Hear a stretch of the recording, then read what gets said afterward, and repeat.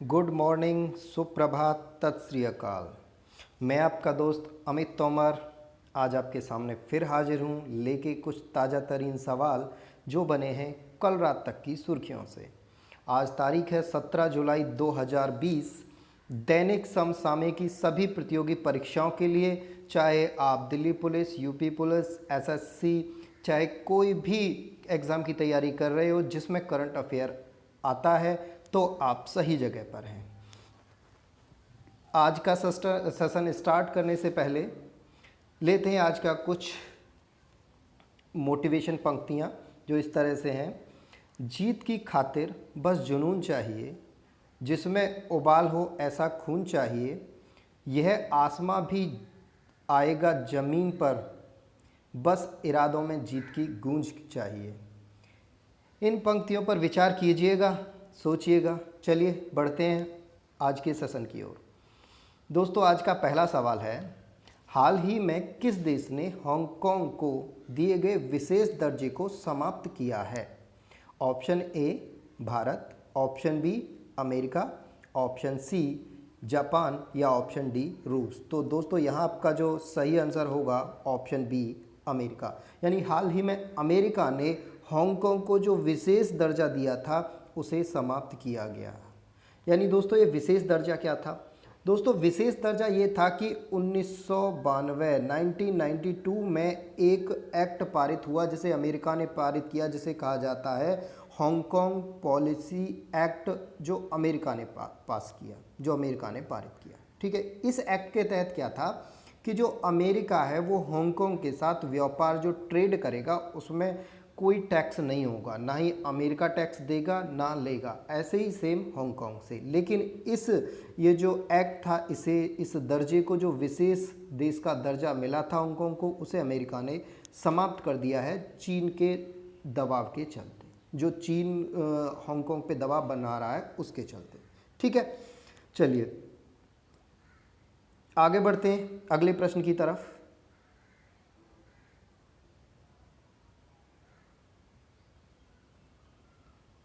अच्छा दोस्तों, हांगकांग के विषय में एक बात और बताना चाहूँगा कि सबसे आखिरी ऐसा देश जो स्वतंत्र हुआ है वो हांगकांग है। यानी हांगकांग सबसे आखिर में स्वतंत्र हुआ है। और कब स्वतंत्र हुआ है? 1997 में।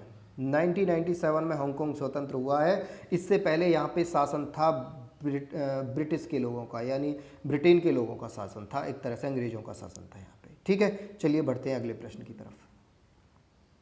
अगला प्रश्न है, यूके किस वर्ष तक हुआवे 5G किट को अपने देश से हटा देगा? बहुत ही इंपॉर्टेंट सवाल है, देखिए ध्यान से समझिए। आपके ऑप्शन है, पहला ऑप्शन 2030, दूसरा ऑप्शन 2040 और तीसरा ऑप्शन 2027 और चौथा ऑप्शन 2025। आपका राइट आंसर होगा ऑप्शन सी 2027 तक जो यूके है वो हुआवे के 5G नेटवर्क को अपने देश से हटा देगा। दोस्तों, ये हुआवे क्या है समझते हैं, आइए देखिए। ये जो हुआवे है ये एक चीन की बहुत बड़ी कंपनी है। ठीक है, चीन की एक बहुत बड़ी हार्डवेयर कंपनी है हुआवे। हुआवे क्या हुआ कि जनवरी 2020 में ब्रिटेन के साथ डील हुई। जनवरी 2020 में ब्रिटेन से डील हुई हुआवे की। क्या डील हुई कि जो ब्रिटेन में 35% 5G नेटवर्क का काम, 35% जो 5G नेटवर्क लगेंगे वो इस हुआवे के द्वारा लगाए जाएंगे। ठीक है, अब अमेरिका ने क्या किया? अमेरिका ने इस पे आरोप लगाया है हुआवे पे कि ये जो चीन की कंपनी है ये एक सरकारी कंपनी है, गवर्नमेंट कंपनी है, और ये कंपनी अपने हार्डवेयर, अपने सॉफ्टवेयर, अपने हार्डवेयर के जरिए दूसरे देशों की जासूसी करती है। ठीक है, यानी इस कंपनी पर जासूसी करने का आरोप लगाया।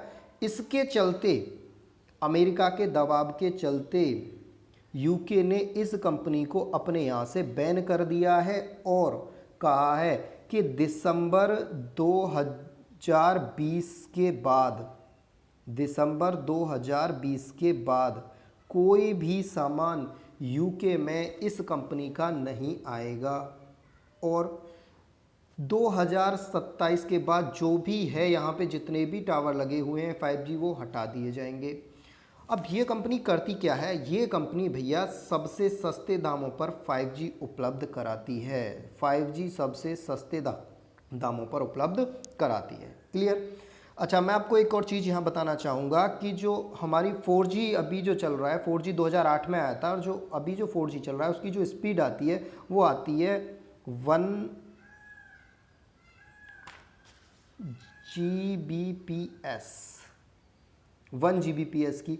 और जो 5G की जो स्पीड होगी वो होगी 20 Gbps, यानी इससे लगभग 20 Gbps, यानी इससे लगभग 20 गुना ज़्यादा होगी। ठीक है, चलिए बढ़ते हैं अगले प्रश्न की तरफ। अगला प्रश्न है हमारा, हाल ही में भारत ने किस संगठन के साथ अपना 15वां शिखर सम्मेलन आयोजित किया है? आपके ऑप्शन ये रहे। पहला ऑप्शन यूरोपीय संघ, दूसरा ऑप्शन OECD, तीसरा SAARC और चौथा UNPD। तो आपका यहाँ जो राइट ऑप्शन होगा वो होगा यूरोपीय संघ। ऑप्शन नंबर ए आपका राइट आंसर होगा। यूरोपीय संघ के साथ भारत ने अपना हाल ही में 15वां शिखर सम्मेलन आयोजित किया। देखिए, ये जो यूरोपीय संघ है इसमें पहले 28 देश हुआ करते थे। अब जो देश हैं इसमें पहले थे 28, लेकिन अब हाल ही में इसमें है 27 देश। प्रेजेंट में कितने देश हैं? 27 देशों का एक ग्रुप है जिसे हम शॉर्ट में EU बोलते हैं, यानी यूरोपियन यूनियन या यूरोपीय संघ बोलते हैं। ठीक है, अब आपको बताना ये है और ध्यान से कमेंट करना है, ज़रूर कमेंट करना है कि जो पहले 28 थे अब 27 देश हैं, इसमें ये जो एक देश बाहर हुआ है, बाहर निकला है, वो कौन सा देश बाहर निकला है? आपको कमेंट बॉक्स में ज़रूर बताना है। ठीक है, चलिए अब देखिए इसके बारे में थोड़ा सा समझते हैं। इस सम्मेलन में बातें क्या हुई। देखिए, यूरोपीय संघ के ये 27 के 27 देश सभी इकट्ठे हुए और इन्होंने भारत से व्यापारिक मसले पर बात की, व्यापारिक मुद्दे पर बात की। बात क्या हुई? ये यूरोप चाहता है कि भारत से फ्री ट्रेड एग्रीमेंट चाहता है। फ्री ट्रेड एग्रीमेंट क्या है अभी? यानी free trade agreement. Free trade agreement ये क्या बवाल है भाई?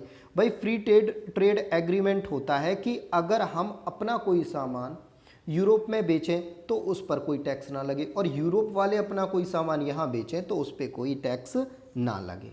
ठीक है, लेकिन इस सौदे में हमें होता है घाटा अगर हम ऐसा करते हैं। तो इस वजह से हमारी सरकार नहीं चाहती कि यूरोप के साथ हम फ्री ट्रेड एग्रीमेंट करें। क्लियर है बात? अच्छा, अब यूरोप वालों ने हमसे क्या कहा कि अगर आप हमारे साथ फ्री ट्रेड एग्रीमेंट करते हो तो हम आपको यूरेनियम आयात देशों में एंट्री करा देंगे। भैया इनको पता है कि भारत को जो यूरेनियम की आवश्यकता होगी, ठीक है, क्योंकि न्यूक्लियर एनर्जी इंडिया को चाहिए, उसके लिए यूरेनियम चाहिए, तो उसके लिए इन्होंने भारत को झांसा दिया है। तो भारत ने क्या कहा है? भारत ने कहा है कि भाई हम सारे ही ट्रेड तो तुमसे सारे जो ट्रेड हैं वो तो फ्री नहीं कर सकते, लेकिन कुछ ट्रेडों पर हम विचार करेंगे। ये बात इस सम्मेलन में हुई। ये अभी आपका बुधवार को ये सम्मेलन हुआ था। ठीक है, आप बात समझ पाए होंगे। चलिए बढ़ते हैं अगले प्रश्न की ओर।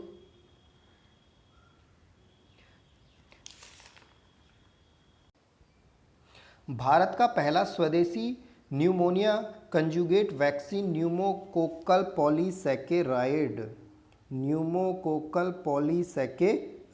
ये भारत की खुद की बनाई हुई वैक्सीन है। और आपसे पूछा है ये वैक्सीन किसके द्वारा विकसित की गई है? Option A Cipla, option B Glenmark, option C Serum और ऑप्शन डी है आपका ICMR। तो दोस्तों इसका जो राइट आंसर होगा वो होगा सीरम संस्थान, सीरम इंस्टीट्यूट, जो कहाँ है? पुणे में है। सीरम इंस्टीट्यूट पुणे में है। ठीक है, अच्छा दोस्तों ये जो सीरम इंस्टीट्यूट है इसके बारे में मैं थोड़ा सा आपको बताना चाहूँगा। ये एक तो प्राइवेट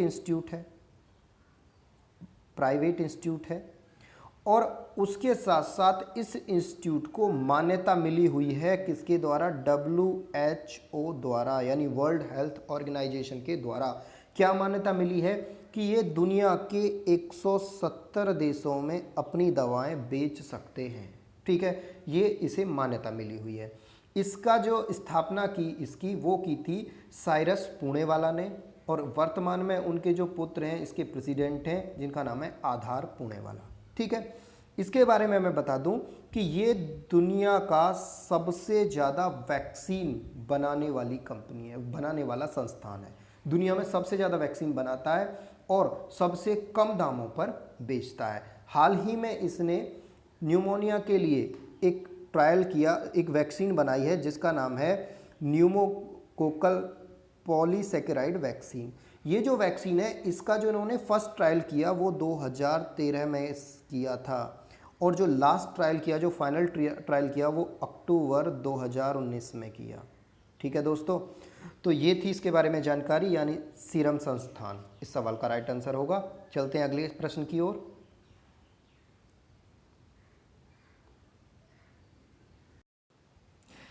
अगला प्रश्न है आपका, हाल ही में एलिस पाक ने इस्तीफा दे दिया है, वह किस देश के प्रधानमंत्री थे?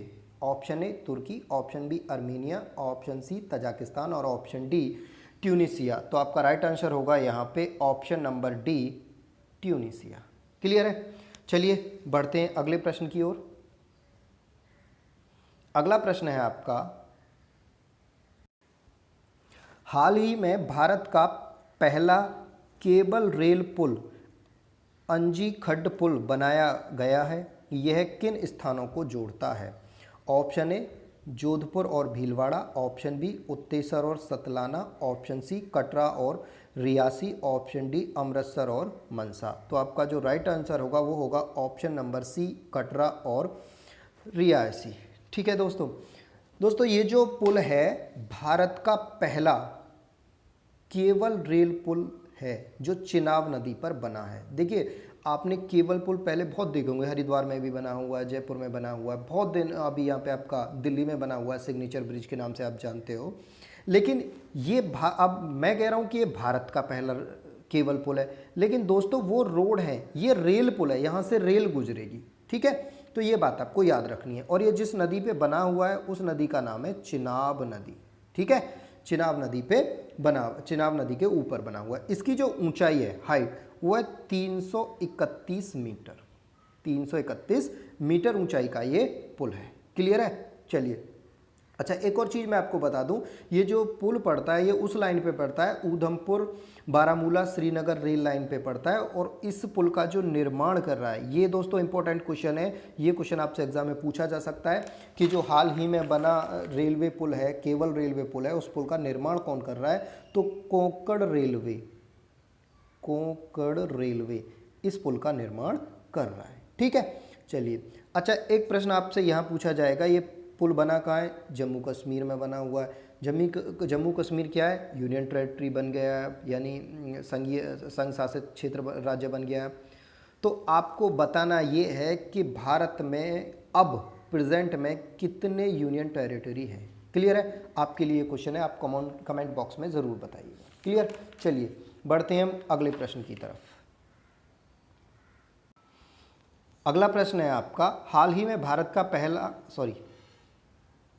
क्वेश्चन नंबर नेक्स्ट आपका, पोबा रिजर्व फॉरेस्ट को राष्ट्रीय उद्यान में बदला जाएगा, ये कहाँ स्थित है? ऑप्शन ए है आपका Manipur, option B Assam, option C Tripura और ऑप्शन डी कश्मीर। तो आपका राइट ऑप्शन होगा ऑप्शन बी असम। असम में स्थित है ये पोबा रिजर्व।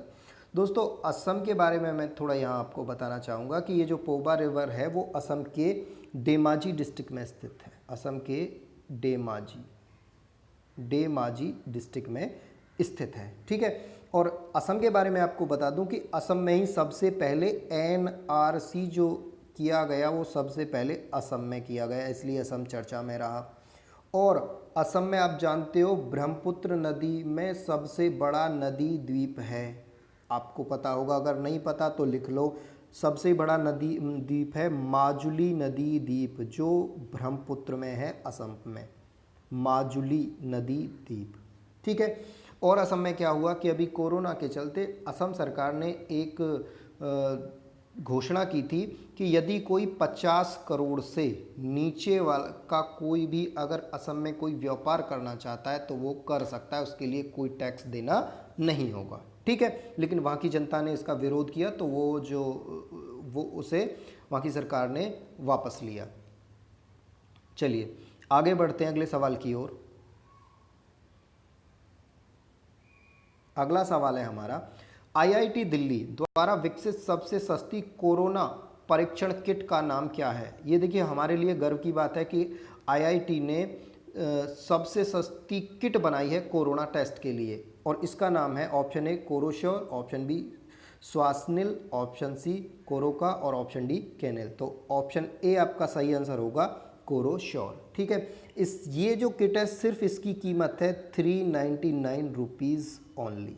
ठीक है, 399 रुपये की होगी, और इस कंपनी ने इस किट को बनाने के लिए इस आईआईटी दिल्ली ने 10 कंपनियों के साथ टाई अप किया है। जल्दी ये किट बनना, उत्पादित होना प्रारंभ हो जाएगी। ठीक है, चलिए जी बढ़ते हैं अगले प्रश्न की ओर।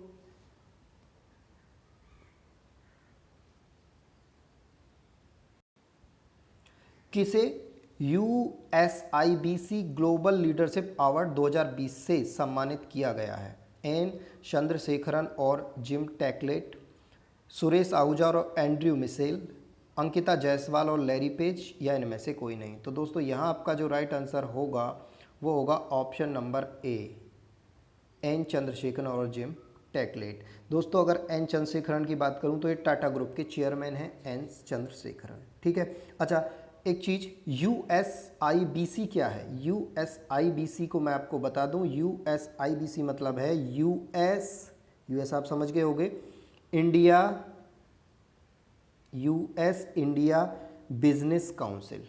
ठीक है, चलिए बढ़ते हैं आज के अंतिम सवाल की ओर, और आज का अंतिम सवाल है, देखिए,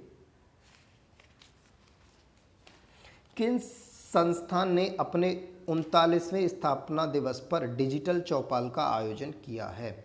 option A SIDBI SIDBI, NABARD, DRDO और नन ऑफ दीज, यानी इनमें से कोई नहीं। तो दोस्तों यहाँ आपका जो राइट आंसर होगा वो होगा ऑप्शन नंबर बी, NABARD।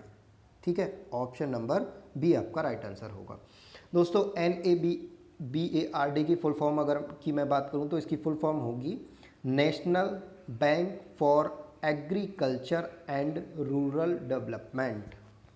जी हाँ, national bank for agriculture and rural development. इसकी जो स्थापना हुई थी वो हुई थी 12 जुलाई 1982। 12 जुलाई 1982 को इसकी स्थापना हुई थी।